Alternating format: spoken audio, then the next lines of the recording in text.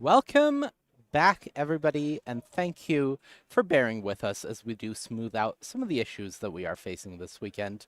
We have a match in progress. We are going to go right back to it and bring you more standard Magic here as we work our way through the action. Just to remind you, we are in round 5. Last thing we saw was Isaac Bullwinkle taking game 1 with this build of Rakdos aggro as the players were getting ready to sideboard before we had to cut things out. We are back into it now, and you do see Isaac Bullwinkle at the top of your screen, up a game. On the bottom, Edward Halbay playing Dimir mid-range and was on the play this game. So it looks like a Fairy Mastermind into Preacher that you believe was going to come in for Edward as the Dimir mid-range deck, Nick, and the turn goes back to Isaac, who I believe has 2 lands here on the 3rd turn of the game. Yeah, he's playing it a little close to the chest, but we'll get a spotter there to let him know to move the lands up a little bit so we know what's going on. There could be a key land down there like the rock face that could prove relevant. Yeah, so thinking about Isaac's list here, the Rakdos aggro build that he and teammates have brought, one of the key parts of this deck is definitely having access to better threats. That is the key part. Better threats and better removal answers. That is the key part of the black mana. So we do see starting things off this turn with a duress, but I think one of the keys is going to be having one of those 4 copies of Go for the Throat, for example, to deal with this Preacher of the Schism. So Isaac doesn't have the same thing that he did in game 1 happen back to him here in game 2. Yeah, he doesn't want to watch a Preacher just run over the entire game and dominate what happened. But here we see Isaac answering the question we were pondering before we went to break there to fix the technical difficulties, bringing in the duress, so he does value either tagging Kaidos or potential removal spells. Yeah, and one of the cards that is coming out of the sideboard for this Dimir midrange deck is Gix's Command. Extremely powerful, just a massive swing that can completely change the tide of the game. And for Isaac, getting a look at a hand like this that has both Kaido, which is an immediate issue next turn potentially, versus a Gix's Command. The question is, what are you taking in this position? I have seen too many Kaitos just run away with games. I would probably be petrified and take that. But Isaac is the master. He's going to take the Gix's Command looking at long-term situations. All right, well, Duress taking Gix's Command, a Manifold Mouse coming in and targeting the Heartfire hero. I would guess that this is given double strike if I was a man of predictions here. And that is charging on through. So we'll see whether Edward wants to use the Death Touch creature here to offer some sort of trade, or just take the 6 damage and say that I'm going to suffer here. Yeah, it's a lot to kind of throw away here if you block. I mean, you're not obviously not throwing it away, you're trading, but the Preacher represents a lot of value. Yeah, and it is scary to not block in this position, especially if Edward, now having lost the Gix's Command, wants his next turn to be attacking and ninjutsuing in that Kaido. Suddenly, you are leaving the coast clear for Manifold Mouse plus Heartfire here to completely make the game unmanageable using something like a Monstrous Rage. So that's the thinking going into that trade in this position. Still taking 3 damage out of it, but at least managing to preserve some life total and clear off the board. Yeah, keeping it clear here, letting him, if he wants to deploy this Kaito, he can. Notably, one of the cards in hand that the Duress couldn't take is a copy of Tishana's Tidebinder, so that is available, of course, to Edward as well. But when you're presented with a board that is just Manifold Mouse and you have the access to a Kaido, more times than not, you're going to take it. Yeah. It would take some extra hoops for Isaac to take down the Kaido, so it seems like an ideal spot to get it in. Get some value, develop your board. All right, and now what is the follow-up, if anything, for Edward? It is going to just be an Underground River, and things go back Isaac's way. So just a Manifold Mouse, not overly threatening on its own. It is, of course, still very much a threat, but I think Edward can feel reasonably confident that the game is unlikely to end this turn from Isaac's side. Yeah, I'm looking at the haste threats. You know, there's a Screaming Nemesis, an Emberheart Challenger in there as things that could combo with the mouse for a little bit of damage, but I do believe deploying the Kaido developing is the call here. Yeah, unlike the builds of, let's say, Boros Burn, for example, this Rakdos aggro deck doesn't have quite as much reach and burst potential. There's no slick shot show-offs. There's burst lightning, yes, but there isn't something like shock to go in addition to that. Not as many screaming nemesis. So very much trading those aggressive elements for more answers to the threats that your opponent is presenting. Meaning now, if Edward is able to get the board into a position like this, that fares worse for Isaac. Yeah, and Isaac appears to be in the tank here, contemplating how to go about navigating this board now that the Kaito is there. Yeah, the question, of course, is how much damage can you present here? The Manifold Mouse able to give itself double strike, so it is presenting a double strike attacker, but double Monstrous Rage, I think, would fall just a little bit short of getting the job done, and that's a question of where are we going here? And I believe that was an activation of that all-important land that you mentioned, the Rockface Village, and using that in addition to the double strike to clear off the Kaido from the battlefield here, and just making sure that the threatening Planeswalker isn't the issue on this board state. Yeah, and that helps play around not trying to rely on a pump spell to get the job done as well, and opening yourself up for a 2-for-1 if there happens to be a 1-mana removal spell there. Yeah, if there is a cut down and you do have that Monstrous Rage in hand, suddenly you can use that in response to turn that off, and that puts you in a better position. What doesn't put you in a better position, of course, is Shieldred the Apocalypse. This card has been just the absolute bane of aggressive decks since its printing, and that will continue to be the case here as the large 4/5 Death Toucher enters the battlefield, and that is a huge issue for Isaac, as not only do you not really have a good way to get through it, if your best play is a Preacher and pass, then Edward is going to be padding that life total as well. Yeah, the terms of engagement have been set now. This game is about Shieldred, as a resolved Shieldred typically do. Yeah, and I think if Isaac had access to a Go for the Throat, we almost certainly would have seen it get fired off there. So the fact that Go for the Throat did not come out is a really good sign for Edward, as now Edward is not having the same issue that he had the previous game. Anoint with Affliction will very cleanly answer that Preacher of the Schism and allow Edward to become the aggressor for what feels like the first time this match. Yeah, and this is the second time Shieldred is going to go ahead and drain Isaac. So we've already dealt 8 damage, gained 2 life. Even if Isaac has an answer now, the damage has been done. Yeah, the damage has very much been done, as we get a look at the Praetor one more time before Isaac scoops it up, and Shieldred, as she has done many times before, will close out the second game, and we are going to a third. And the players potentially considering sideboards again, so getting a better look at those. There's Edward's sideboard. We did talk a little bit about Isaac's in the previous game. We're going to take a look at Edward's sideboard as well. 1 Shieldred, 4 Preacher of the Schism, 1 Tishana's Tidebinder, 2 Gix's Command, a Duress, a Blot Out, 2 Neutralize the Guards, 1 Anoint with Affliction, and 2 Negates. What are you looking at here? Obviously, we saw some of these cards already come in. Well, thanks to having eyes, I now know that Preachers are in, Gix's Commands are in, and Anoint with Affliction are in. The question is, are there more cards being brought in? The Shieldred, let's check the main deck, how many Shieldreds we're rocking in here. 0 copies So of the that main. also came in and was a clutch one of. Yeah, that one of did a great job of closing out that game. So I would be willing to bet that those are the main cards Edward brought in.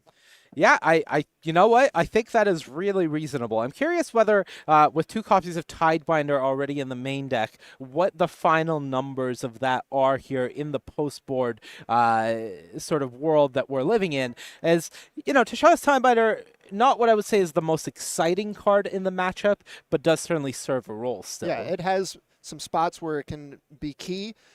I'm also wondering, how many copies of Duress did Isaac bring in? Because we saw 1 there. Is this a situation where you bring in the full clip? And what else did he jockey for here? Yeah, especially because that was a game where Isaac was on the draw, so maybe Duress being a way to prevent yourself from getting turn 3 Kaido'd. Is that as much of a concern on the play when you really want to be the aggressor? So it doesn't look like Isaac is changing his sideboarding in any way between games 2 and 3. It does look like he very promptly started shuffling up again, but that is something that has to be considered as well, is whether he does want to change those numbers and adjust them a bit as we do head into game 3 with Isaac, the more aggressive deck for sure, being on the play here. Yeah, right where Isaac wants to be. Seemed to be happy with his configuration, so we'll see how many of these duresses we see this game if he's keeping them in. All right. Who do you give the edge to here between the Rakdos aggro deck and the Dimir midrange, ignoring the play draw factor that is obviously in Isaac's favor in this position? Yeah, regarding definitely play draw, I'm siding with Isaac here. I think the Rakdos deck is probably favored. I would have to imagine if Isaac and his team came up with this build, they had Dimir midrange in mind and wanted to be teched against it already.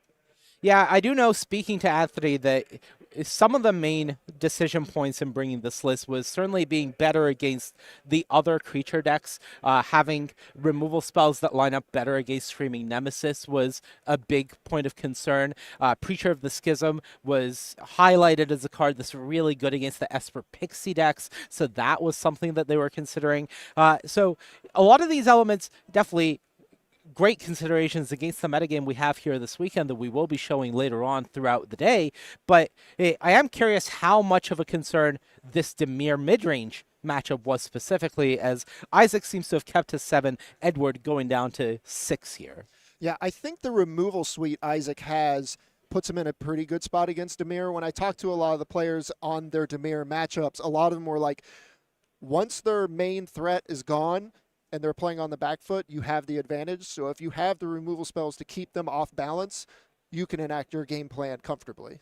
Yeah, and thinking about even the game that we just watched, that does line up with our experience in the match so far, where there's only one copy of Shieldred in this list. So if Isaac had, let's say, a go for the throat for that Shieldred, that game could have ended really quickly from the other side. Correct, yeah.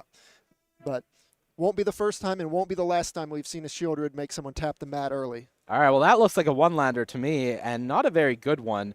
So we'll see if Edward is happy enough to keep it here. I believe I see a Fairy Mastermind, 2 go for the throats, a singular land, and we'll see if the top of the deck offers any help, as I think that may have been a second land. Of course, I am just speculating.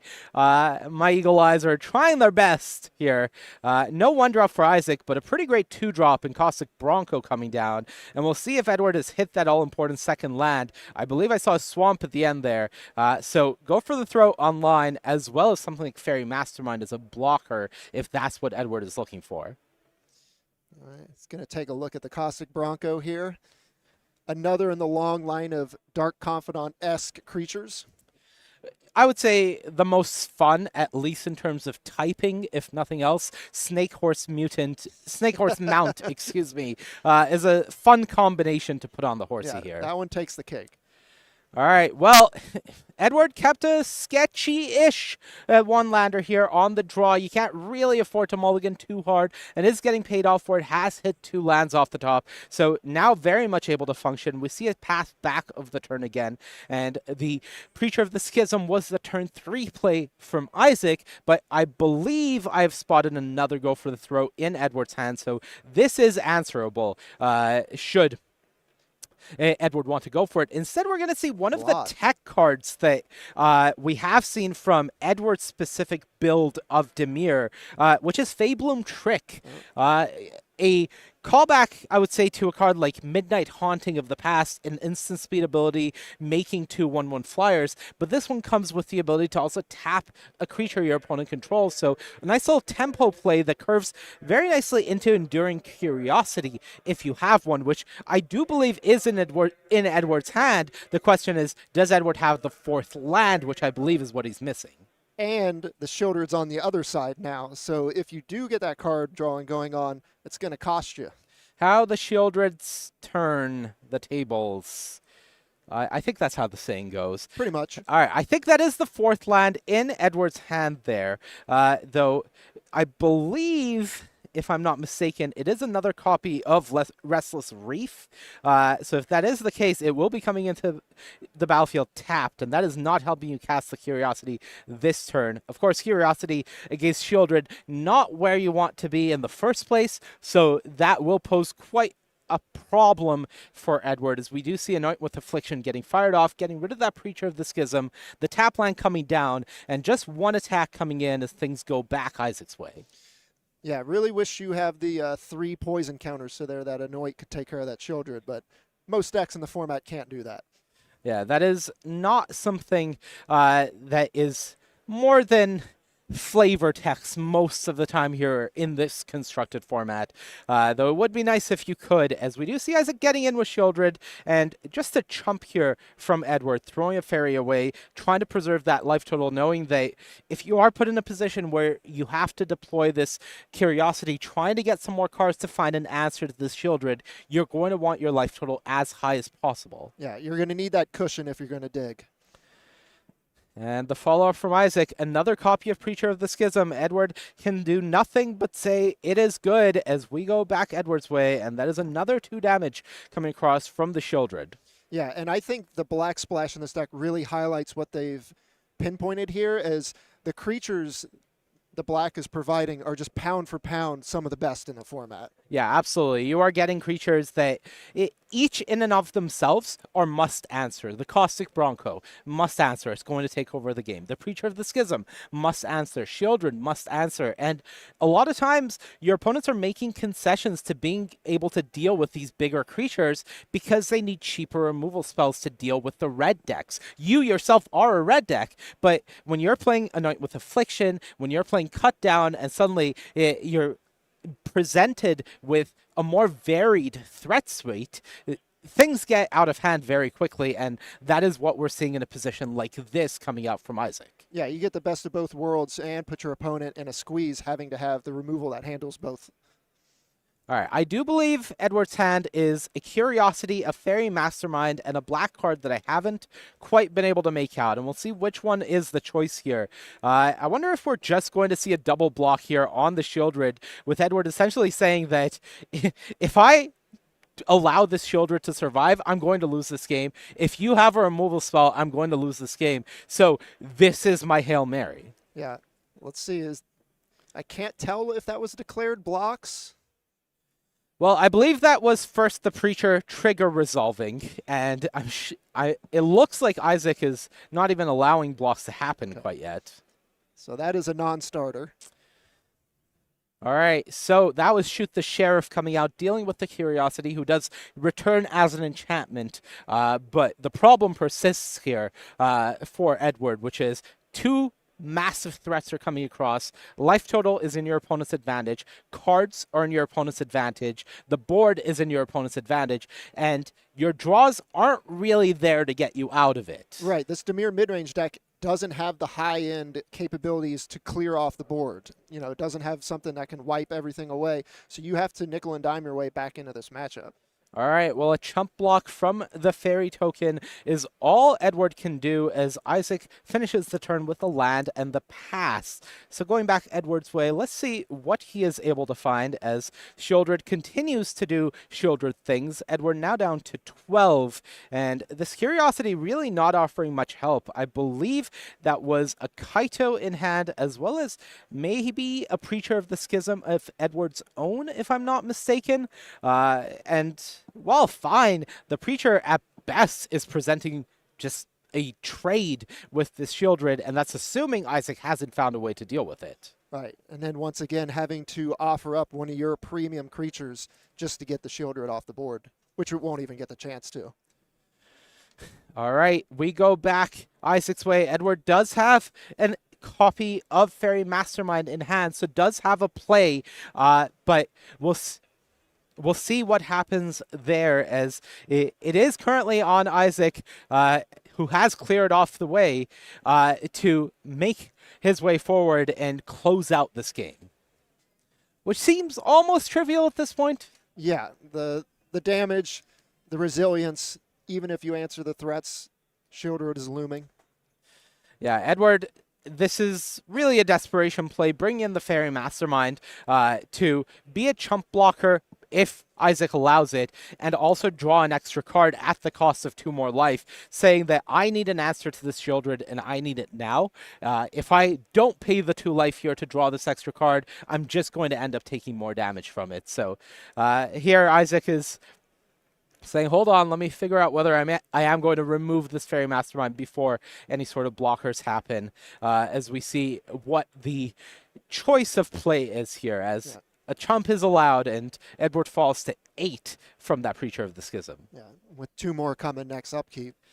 Yeah, 6 life and a dream here for Edward Halbay. Cards in hand, 2, which I believe are a land that was picked up off of that Fairy Mastermind trigger, as well as a Kaido. So 1 card really stand between Edward and the end of this game, and we'll see what that draw is going to be, as it does look like Isaac Bullwinkle is very close to securing a 5-0 start for himself, nearly locking up that day 2 presence, as you do need to reach 6 to guarantee that you are coming back for day 2. Yeah, and a follow-up Manifold Mouse here, just an additional threat.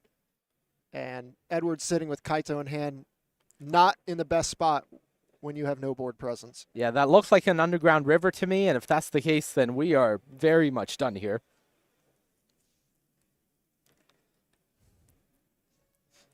All right, Edward, of course, taking the time to look through the board state, consider all options. We'll get the life total updated, as Edward is at 6 now, thanks to that Shieldred trigger off of the card draw. It is reflected on the life total tracker there. And we'll see if there's really anything for Edward, as I don't think that Underground River draw was going to do it. So there's the fist bump. There is the end of the match, and there is Isaac Bullwinkle on this innovative build of Rakdos aggro that Anthony Lee was talking about, and him and his teammates have brought here this weekend, getting the job done. Yeah, and I don't know how much of it might have been hyperbole, but Anthony Lee on Twitter did say he was very psyched about this deck. I believe the wording was best position standard deck I've had in a few years. Okay. So if that match is any indication, it does look pretty strong. It does look pretty strong. I know Anthony didn't have the best start to his tournament. He was sitting at 1-2 last I checked, but at least for Isaac coming in on the deck, he's having a great time, starting off 5-0 on the day. So really exciting stuff for him. For Edward Halbay, of course, 4-1. You are still very much in it. You have some more work to do with 4 more rounds today, but 4-1 is definitely still a great record. You're in a great spot. All you got to do is rattle off a few more wins. You have a fantastic record for day 2. Isaac, of course, 5-0. That deck looked to be humming on all cylinders there, and if that's how you draw it up, you can't be unhappy with it. Yeah, absolutely great stuff. That was delightful match of magic. We are going to throw it to a break, and okay. We are actually going to talk about one of our sponsors this weekend. We've got Beckett popping up here alongside with Dragon Shield. It's 2 of our sponsors here for the weekend. Whether you're wanting your trading cards sleeved or slabbed, our friends at Dragon Shield and Beckett have you covered. A big thank you to these legends for sponsoring all SCG cons this year. And don't forget, you can order your Dragon Shield products right now on StarCityGames.com. Thank you to both of our sponsors here. With that said, we are going to go to a break. We will be back with more Magic. Do not go anywhere. There is still 4 rounds left today before we figure out who is going to day 2. We have a metagame to show you later on in the day, so there is a lot more to stay tuned for. Don't go anywhere. We will see you on the other side of this break.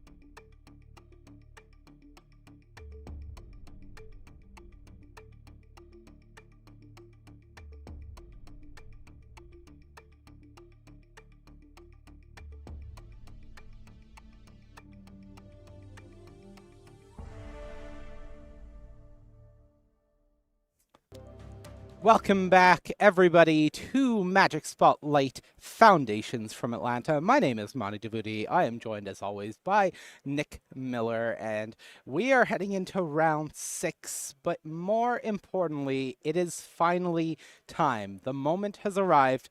We are revealing our metagame breakdown for the weekend. So let us take a look at what the nearly 1,500 players this weekend have brought to battle with in this Foundations standard format. Nick, talk me through this. Well, after countless hours yesterday going through Melee and tallying up the decks, unsurprisingly, Dimir midrange at the top of the heap, 14% roughly.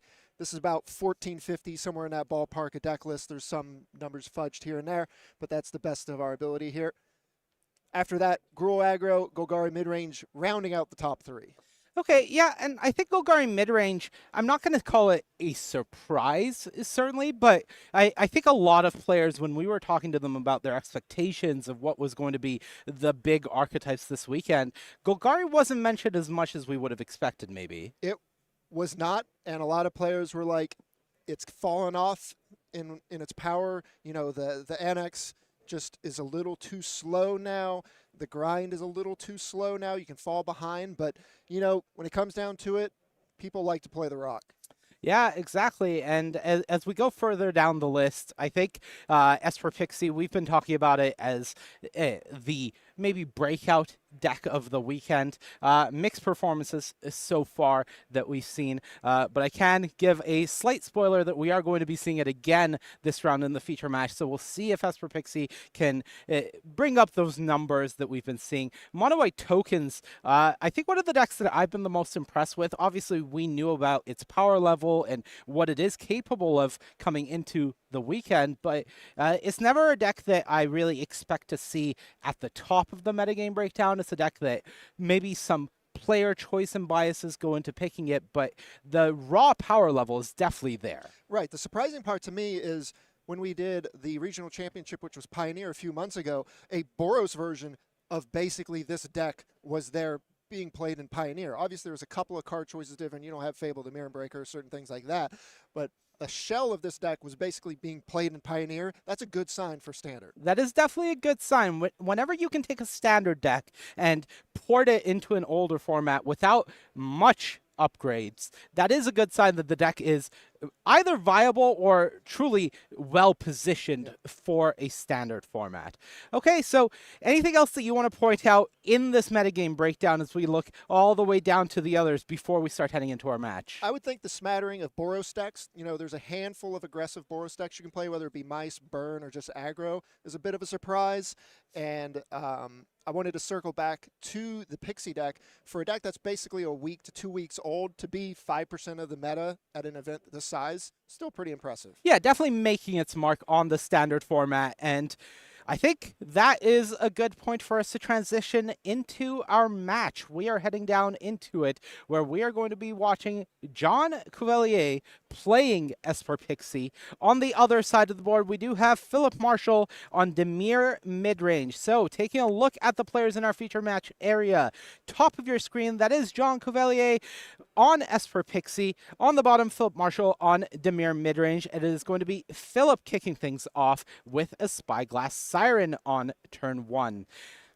And when we mentioned at the top of the broadcast how these open tournaments bring out the players that you don't see for a while, Cuvier is like one of the examples I would talk about, saying, well, there he is. Yeah, definitely one of the names that I remember from my times traveling and competing. I think a mainstay on the SCG Tour circuit back in the day, absolutely. And I believe local-ish to the area, somewhere in Florida, so not too far, if I've got my American geography somewhat accurate, in order to make a showing here. And off to a 5-0 start, as on his end, he is kicking things off with Storm Chaser's talent. I think one of the MVPs that we've pointed out from this Esper Pixie deck. Definitely a big difference in how the deck looks when you do have the talent versus when you don't. Also the options it provides you, whether or not you have multiple effects that you can continuously bounce and replay.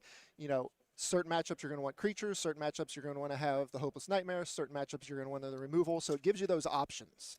Yeah, now over on Philip's side, we did see the map token getting sacrificed there on the second turn, a cut down revealed and put into the bin, and then followed up with a tap land in the Restless Reef before things go back to Kuvi's turn. So we'll see what John is going to follow up this talent with, as a Pixie is pretty much exactly what you want, especially if you do have the land here to follow it up and get it back down. So a counter on the Pixie, another Otter, a Prowess trigger, and some damage getting across. The Pixie deck is well and truly rolling here. Right, and the Pixie is just the stir that stirs the drink. I think I messed that up. No, slightly. no, I think we're there. I think the point came across.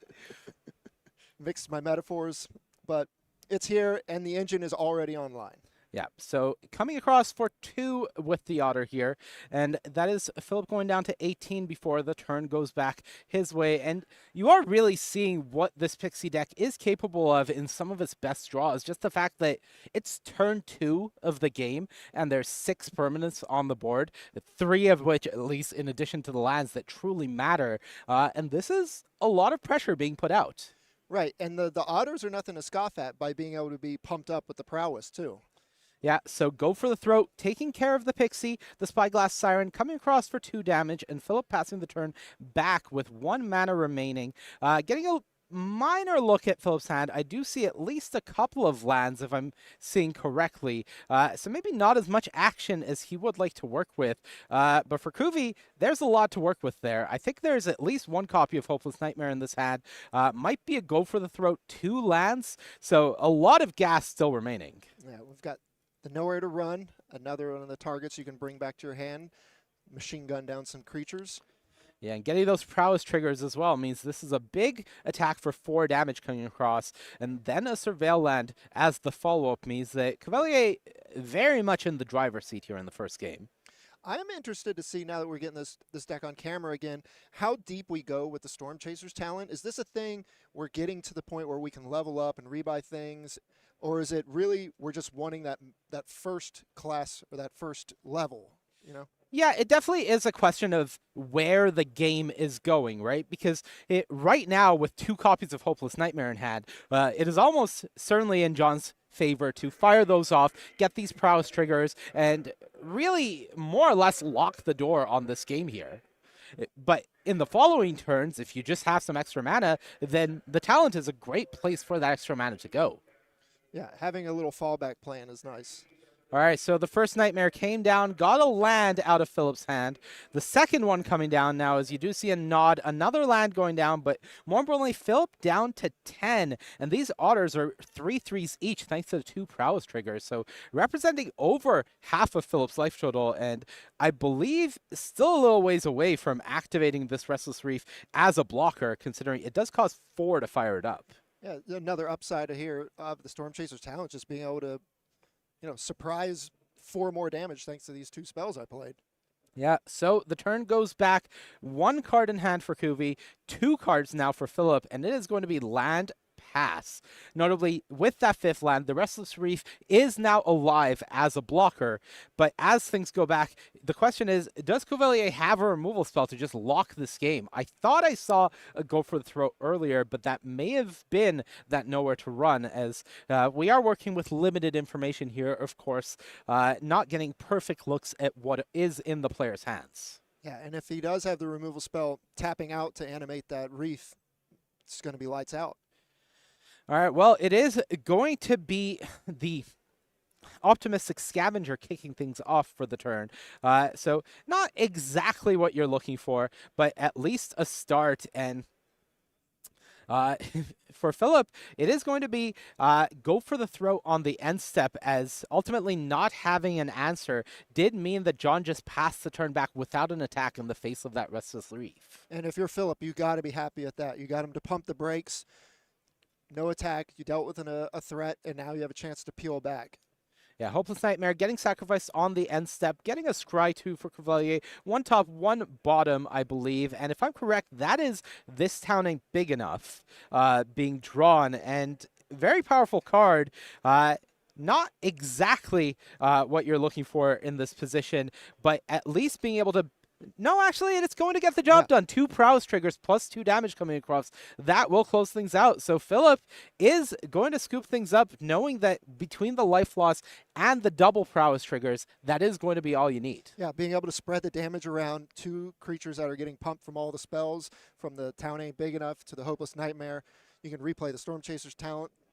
You've got plenty of damage there. Yeah, and actually, excuse me, it's 3 prowess triggers because of this sounding big enough as well. So game 1 going to Esper Pixie, and that was one of the most dominant games we've seen from the Pixie deck so far. That was impressive, and I can see if you play a matchup like that and your deck functions like that, you can be like, yeah, this deck's the real deal. And you know what? I do want to point out, because I did see John post earlier to social media this week that he was locking in his deck for the weekend. And that came alongside a screenshot of him being number 7, I believe, on the Mythic ladder in MTG Arena. So definitely putting the work in, of course, early in the season, but has put the work in to prepare and felt good about his deck choice, and so far is showing. Yeah, definitely. It looks like it, and doesn't hurt to put a little clout tweet out there. Absolutely. All right, so looking at the sideboards, we will start with John over there at the top of your screen. 2 Kaido Bane of Nightmares, 1 Lorn of the Third Path, 1 Entity Tracker, 2 Shrouded Shepherd, 2 Sunblessed Healer, 2 Destroy Evil, 3 Rest in Peace, and 2 Sporogenic Infection. What are we looking at? It's an interesting smattering of cards here. I think I like the Entity Tracker as a way to generate a little more value in the face of some removal spells. Probably want your own Kaidos in this matchup, I would have to guess. You know, best answer to someone with a Kaido is your own Kaido. As for the other cards, I could give or take. Okay. On the other side, Philip is bringing 1 Shieldred the Apocalypse, 2 Preacher of the Schism, 2 Tachana's Tidebinder, 1 Gix's Command, 1 Malicious Eclipse, a Duress, a Dream of Seal and Oil, 1 Neutralize the Guards, 1 Blot Out, 1 Faebloom Trick, 2 Negate, and a single Disfigure. What is interesting here? So I think if you're the Dimir midrange deck, you're probably the control deck in this matchup, and you're just going to want to load up on removal. Like all of these little fidgety A+B aggressive decks, if you just take out their creatures, they don't really get to do their thing. So I would probably do that. Also, I just could never not play Shieldred, because in these games that go long, they're going to use the removal spells. If you land a Shieldred when they're empty-handed or they're out of removal, you just take over the game. Yeah, and notably, John does not have access to the Cadaver Lab that we saw earlier from the other build of Esper Pixie. Instead, he is bringing Surgical Suite / Hospital Room to the battlefield, so does still have that same graveyard loop shenanigans potentially working in his favor, which does present a very powerful game plan against the removal strategy from a deck like Dimir Midrange. Yeah, you get that eerie synergy. And then it also brings up the question of, is Philip aware of the matchup enough, fears the graveyard enough, you know, to bring in something that can interact with that way? Yeah, so as we do see the players are finishing shuffling up and hands being drawn, we will get out of our sideboard graphic and head into Game 2. John Cavalier up a game with Esper Pixie. Philip Marshall trying to bring it back on Dimir midrange. And it does look like a keep. Maybe Philip is still thinking about it. Yeah, it looks like he's actually still pondering whether this hand is a keep or not. Yeah, head and hands there. Might have a borderline one. Yeah, borderline one. I do see a lot of lands. So the question is it too many lands or is it a keep? A keep for both players. And turn 1, no play, island go from Philip Marshall as we go back Kuvi's way. And for him, a turn 1 Spyglass Siren kicks things off. Yeah, much like the Dimir deck usually has, but in John's seat, he's got the 1 drop. All right, for Philip, a second land past the turn back here, as that is a Soulstone Sanctuary joining the board. Not offering black mana, and perhaps that is one of the choke points of this hand that Philip was thinking about. So we'll see where John takes this from here, as it is an attack for 1 with the Spyglass Siren before deploying a second one, and now a Hopeless Nightmare joining the board. Whole lot of cardboard on the battlefield already. And yeah, I think I got a better look at Philip Marshall's hand. It does, in fact, look like no black mana available there. A Fairy Mastermind likely to join the board here at the end step, but a cut down being discarded, and I think it's just these 2 lands with no follow-up or black mana available, as it is actually a Floodpits Drowner that joins the board here, and that's a swamp. That's what he needed. The hand was on the fence, needed a black source. It looks like he has it now. Hate to have to discard a cut down, but might have been uncastable at the time. You don't know what the top of the deck's going to offer. All right, and we did hear Anthony Lee and his group talking about the power of Preacher of the Schism as a threat against these Esper Pixie decks. Philip Marshall seems to have come to the same conclusion, as we do see the Preacher getting deployed here, and John's hand, not overly exciting. I think it's 4 lands, and this town ain't big enough, so this town ain't big enough will buy some time, but ultimately 4 lands is not where you want to be in this position. Those map tokens can do some work for getting you out of this, but you can only buy so much time against the Preacher before it starts taking over the game. Right, and this might be one of the downsides of the Pixie deck, is sometimes you can have slightly dysfunctional draws when you have this many moving pieces, and you're not getting amazing stuff out of the same town, but you got to do what you got to do. All right, well, it is this town ain't big enough that is the play, bouncing the Preacher of the Schism from Philip and the Hopeless Nightmare before John deploys that one again. That's that Fairy Mastermind going to the bin, and 2 more life getting lost, but ultimately, it is a pass. John not wanting to trade damage between a Siren and a Floodpits Drowner, wanting to present that as a blocker. So back we go Philip Marshall's way, and it looks like another land drawn, if I'm not mistaken, joining the hand of Preacher of the Schism, and the trade offered, the trade taken, Preacher coming down, and back we go John's way, no 4th land, as I thought I had seen. So a grip of lands there. John's going to probably do some mapping. Yeah, another land drawn for Cavalier. So that is 4 lands in hand, and that means we are heading to the map tokens to try to fix up this hand. Map token 1, another land into the hand. It goes, no counter. The threat is small. Map token 2, or does John want to play a 3rd land and go for a potential Hopeless Nightmare sack, trying to get a little more looks in order to fix this hand? As Optimistic Scavenger, I'm going to say it would be very optimistic to keep that one on top. You got a good one there. All right, the Scavenger is going to the graveyard, I think. John maybe giving it a second thought, but I would be shocked. Rethinking it now.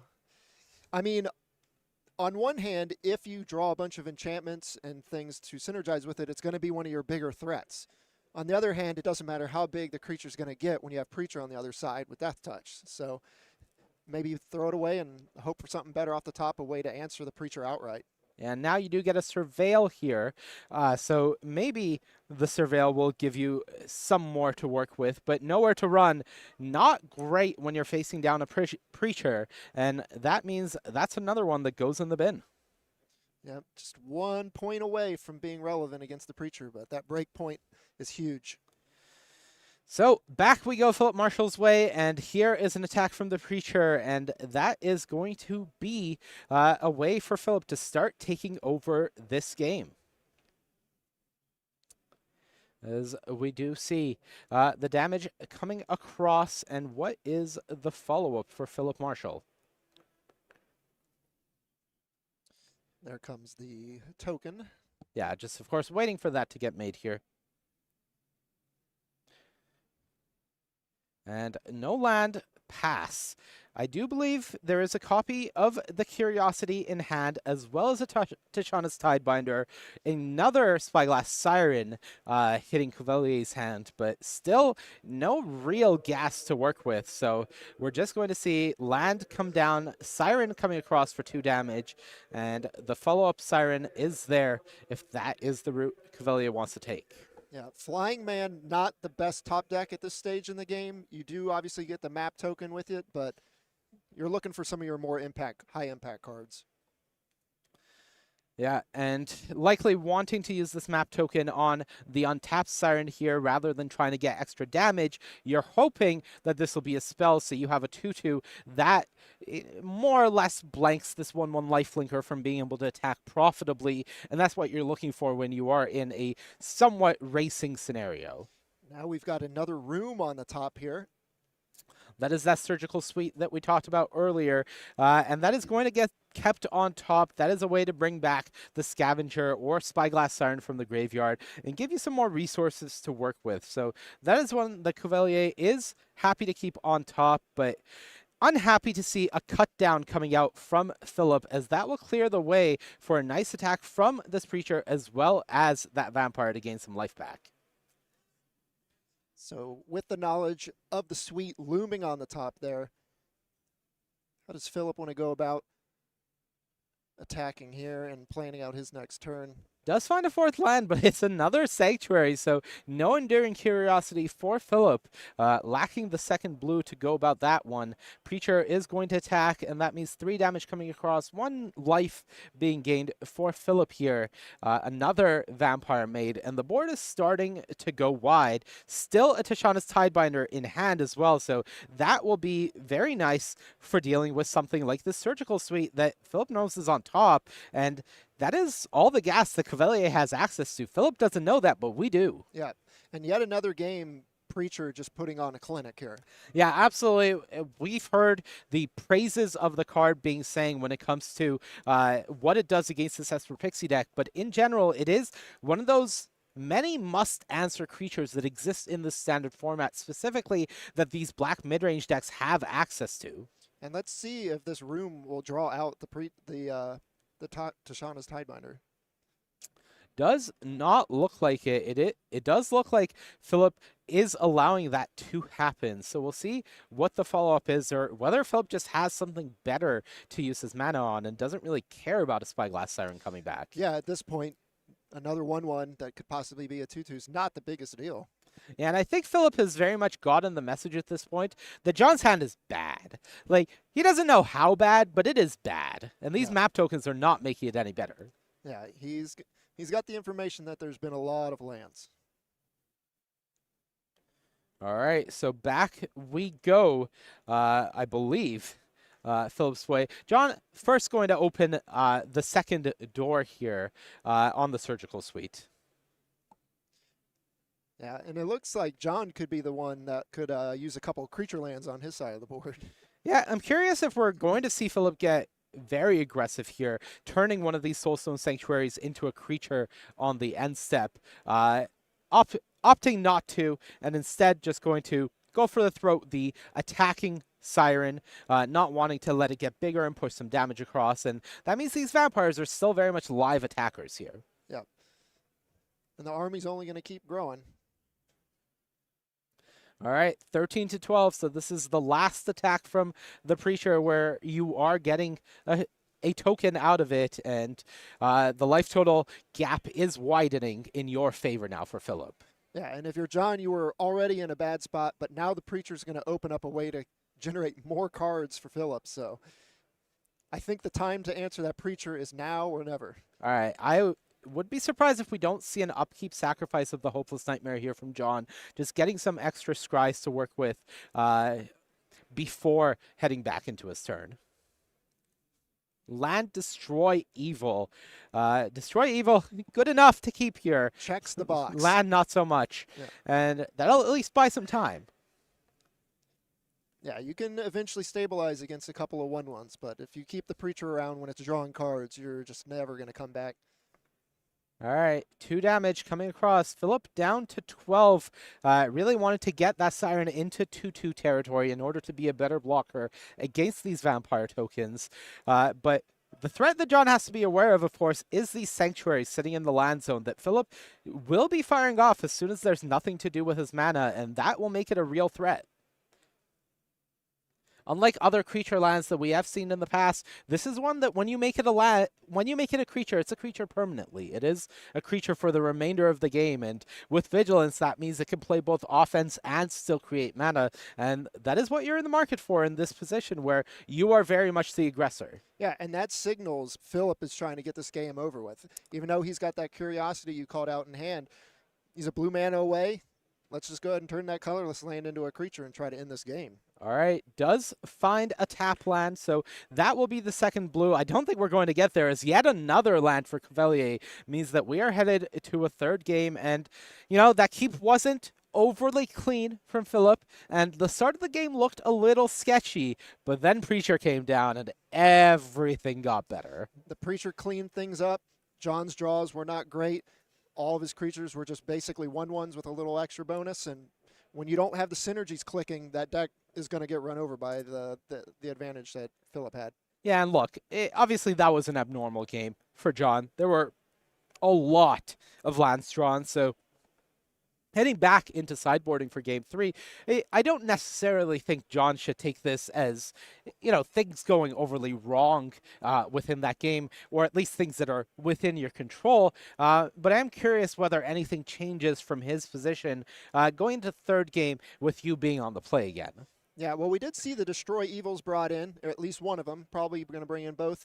And I could see the Lauren of the third path as well. I mean, there's going to be the Enduring Curiosity as a target. While it's not great to just turn it into enchantment, sometimes you got to deal with the 4/3.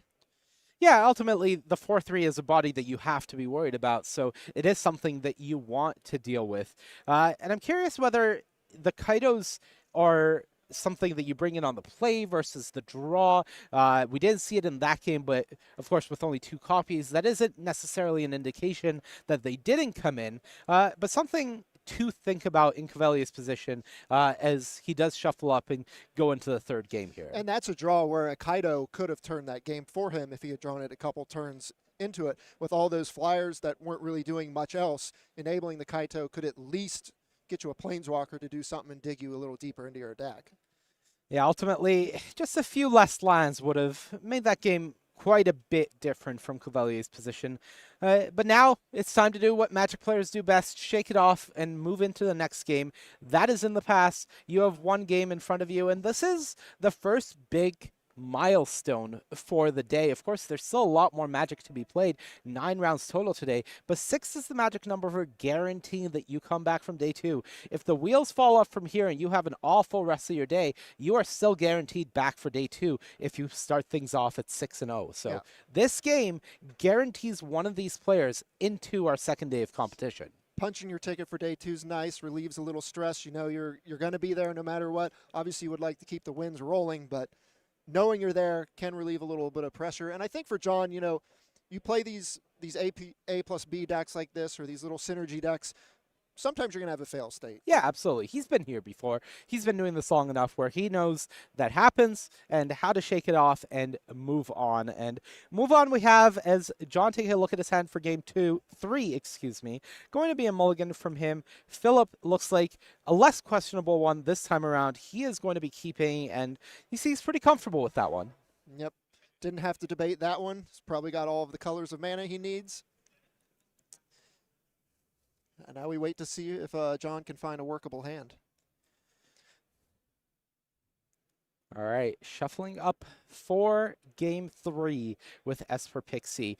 And I think that is definitely what we've seen from this Pixie deck is it is a little feast or famine. The games where it does its thing, it looks nigh unstoppable. Really nothing can break its hold on the game. The games where it stumbles a bit, they're looking a bit more sketchy than I think we would like. Yeah, they often resemble limited games when they're not doing their thing. Yeah, and I think that is, we talked about this sort of bounce strategy being something we've seen in Pauper before, and being good enough to make its way into Standard, but, you know, some of the downfalls of cards that on their own aren't necessarily powerful enough to be in a Standard format. It's the synergy among all of them that really makes them click, and notable missing card from that second game, Storm Chaser's Talent. Yep. Didn't see that one. Yeah, and when you go card for card looking at the deck list, there's no debate which deck has the stronger cards on average. And, well, Storm Chaser's talent really felt left out of the party in the game 2, making its way here turn 1 in game 3. That was a keep of the 6 for John. Put a card on the bottom, and we are off and rolling. Turn 1 talent for him, just a land pass from the other side. Yeah, and you got to like starting the game with a prowess creature so you can apply significant pressure, and now we'll see if he's got any of the other little pieces to go with it. Yeah, I did see a Fear of Isolation in John's hand, so at least one way to pick up and reset this talent. Also, a land and a Destroy Evil there left in hand here, so quite a solid hand to work with. Not going to get got by a Preacher this game. Not yet, at least. All right, Philip, a duress drawn if I did see correctly, so can go ahead and just take this talent if you would like to get it out of the equation here. But opting to pass the turn, I believe it go for the throat in hand. Maybe wanted to just use that to deal with the Fear of Isolation. In terms of cards in John's hand, there is that Optimistic Scavenger alongside the talent, the Destroy Evil, and the land. One more card rounding out the hand that I'm not getting a great look at. Here we go. Scavenger kicking things off. Yeah, and we've yet to see a Scavenger really get off the ground in any of these matches we've had Pixie on camera, so I'll be interested to see if this one gets to live and see that happen, or if the go for the throat's just gonna put an end to that. Yeah, it has very much had the effect of it hits the board and then just has a giant bullseye where everybody just answers it immediately. Yeah. Well, we'll see if this one gets to live the dream for once. And Philip's going to fire off to go for the throat on the flyer instead. Yeah, just trying to preserve the life total. We do see the Otter coming across here, getting some damage through, and the turn from John probably going back after a land drop. Yeah, and this board state is a little more like it from the Pixie side. Yeah, I gotta say, the best games from this Pixie deck really look like they live or die with the Storm Chaser's talent being on the board. Yeah, and I've been impressed by this card. Getting the multiple Otters in play, then make all your other spells just represent so much more damage. Yeah, you know, we've seen its power really start showing itself last year at the World Championship in the Teamer Otter deck that was very much a combo deck. But now we're seeing what it can do as more of an almost mid-range tool. Yep. Yes, this deck still has some combo-ish elements, but it is just about maximizing the value that you're getting by reusing this card for making a creature. Yeah, seeing it played as a fair card as opposed to a combo enabler. All right, well, there was the duress being fired off by Philip. That took the Destroy Evil out of John's hand. A negate left for Philip. And we'll see if there's a removal spell as well here, as I do think I see another go for the throat, likely wanting to get this Optimistic Scavenger out of the way if possible. Yeah, and Philip is yet to really get to the board this game, so he's going to be relying on those removal spells to not get run over because the Otters are growing. All right, it is going to be a Fairy Mastermind instead hitting the board. And the question is, with the information Philip had from the previous turn, are you going after a Scavenger or are you going after the 2/2 Otter? Will probably indicate a little more texture of his hand, which one he goes after.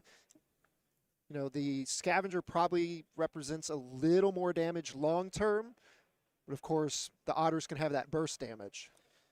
Yeah, and if you can get a 2/2 off the board here, that would be preferable, but ultimately prioritizing the Scavenger. And that's 3 damage coming across. Another removal spell picked up. Not unhappy to see that. A Tachana's Tidebinder in hand as well. And things go back Philip Marshall's way. But notably, I don't believe a 4th land here. So just a pass from Philip isn't exactly what you want to see. You don't want to be in a position where you feel like you're not able to develop your board because you're continuing to play this back and forth game of having to leave off removal. And is that a fired off cut down in the upkeep, or is that draw step? That was upkeep, so no second card joining Cavalier's hand. Of course, Philip does have perfect information about what the 1 card in John's hand was, so feeling safe to fire that off there. Now taking 1 damage from the Otter. And now we're at the point where John needs to find something to get some gas going once again. Philip has weathered the storm here, got it down to 1 Otter, and now is sitting back with the negate, as you call it out, and looking for some action of his own. Yeah, the one card in John's hand, by the way, is an entity tracker. So John hasn't had an opportunity to fire it off yet in a position where it is actually getting some value from that Eerie trigger. Has been sitting on that for a while, as we do see finally that Storm Chaser's talent going up to a second level. I've been waiting to see this happen. Yeah, and here we go as we go back to John's turn. Destroy Evil was the card brought back. Fear of Isolation is the card drawn for the turn. And the Otter keeps marching on. Yep, they're relentless. And Philip here looks to firmly have, put himself as the control deck in the matchup. Ton of interaction, ton of removal spells. He's even got the negates. Looking to play a long game here and basically do what he did last game. Yeah, exactly. And it is an uphill battle when you are facing the Storm Chaser's talent. There's a lot of value being provided by one card that you don't really answer well once it's on the battlefield. So we are seeing just how tough it has been for Philip to fight his way through this. All right. Question asked, the face-up entity tracker. Philip is saying, I know you have it. I'm going to attack and make you play it. I have the answer. So here we go. The Drowner gets in for 2, and that tracker is out of the way. Yeah, and that would have been a big deal if John could have secured that card on the battlefield, because then it just makes all your future enchantments so good. All right, I believe that's an Optimistic Scavenger now joining the hand for John. Is able to fire that off, as well as this Fear of Isolation. That can pick up the Storm Chaser's talent. So this could be quite a big turn in terms of refilling the board, but no damage actually coming across here, as the Otter was tapped and a stun counter was put on it from the Floodpits Drowner. Yeah, no damage, but you do get to re-solidify your board. You get to put another Otter thanks to that talent.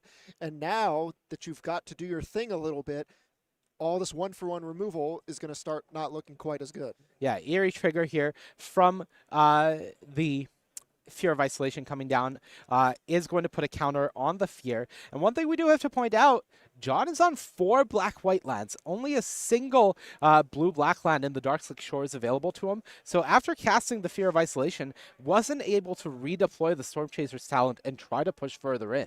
Yeah, that bottleneck keeping him from presenting quite as much damage, but still under no clock or real duress from Philip here. Well, funny you mentioned that, because if Philip has a copy of Duress available to him, that would be really nice to answer the Storm Chaser's talent before it gets down on the board. We have already seen 1 Duress fired off here, and not many copies available in the list for this Dimir midrange deck. I believe it's actually just the 1 copy in the sideboard, so that's not going to be an out this game.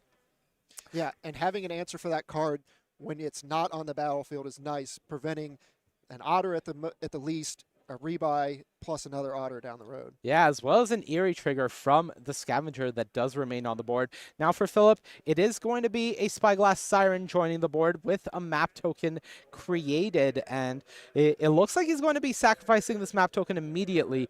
Does find a land, so able to play that and still leave up the Sashana's Tidebinder in hand, should he want to. So getting some development, maybe a bit of a gamble in that spot, sacrificing the map token and putting the shields down, quote-unquote, but could get paid off for it here. And still showing patience with that Duress.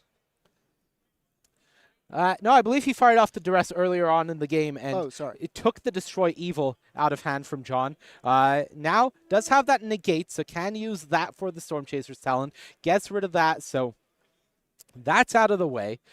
For John, still on the 1 blue mana. We do see the Destroy Evil that was bought back with that Storm Chaser's talent in hand, plus 1 unknown card at the moment.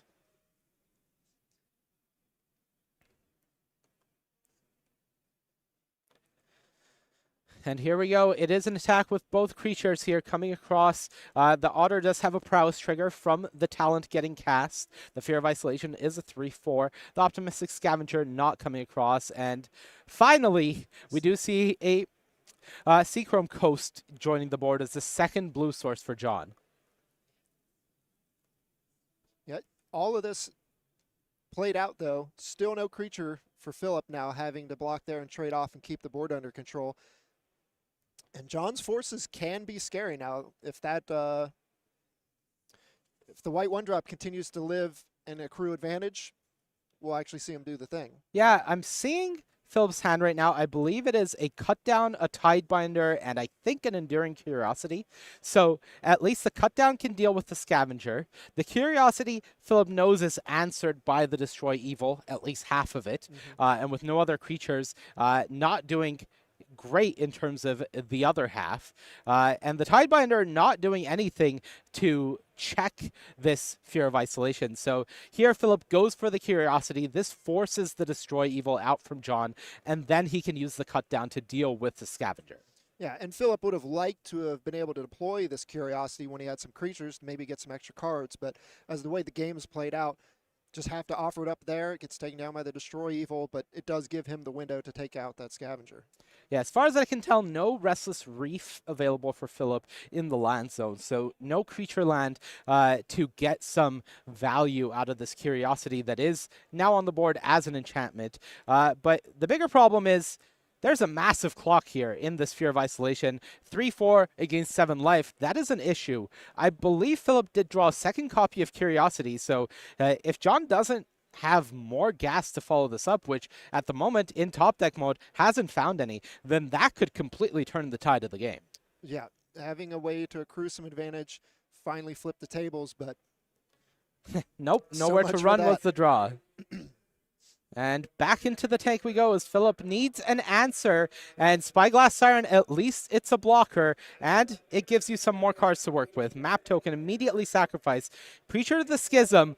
Don't think you can afford to keep that on top in this position. Normally great, but not in this spot. So 2-2 Spyglass Siren, and back we go John's way. We'll see what the draw is for Cavalier, as he is so close to locking up this game. Philip Marshall is a 4 life facing down a 3-4 flyer. Yeah, and this is a spot where you almost have to consider chumping here, because a Hopeless Nightmare can beat you if you just take the damage. So sacrifice it, hope to find something that's a little bit cleaner of an answer. Yeah, and there's a Storm Chaser's talent. I believe it's finally time for this Tishana's Tidebinder to come out.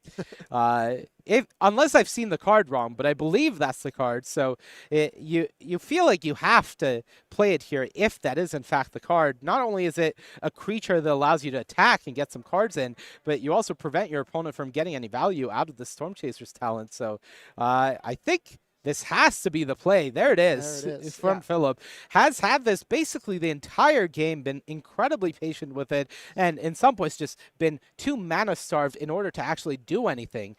So finally the Tidebinder comes out, and that is going to answer the first trigger. But one of the notable things is, of all the card types that the Tidebinder, when it is played and it counters a trigger, it removes the text from the card while it's on the battlefield. Enchantments are not on that list. Artifact, creature, planeswalker, all great. Enchantments get to keep their text. Just the type of card you want against that. And as you can see, the value continues. Even though he didn't get the Otter, brings back the Destroy Evil, takes down one of those enchantments. And now the card advantage from the Tidebinder is only going to be one card. Yeah, and we do see the attack coming in from the Tidebinder, getting a card, but is that an answer in hand for Philip Marshall? Found a Restless Reef, so there's a creature lad, but nothing from Phillips that says, all right, I'm at 1. All right. Hopeless Nightmare. Hopeless Nightmare. And Underground River not going to do it, so it wasn't easy, it wasn't pretty, but it is John Cavalier picking up the win on Esper Pixie in 3 games, and that is a 6-0 start for him.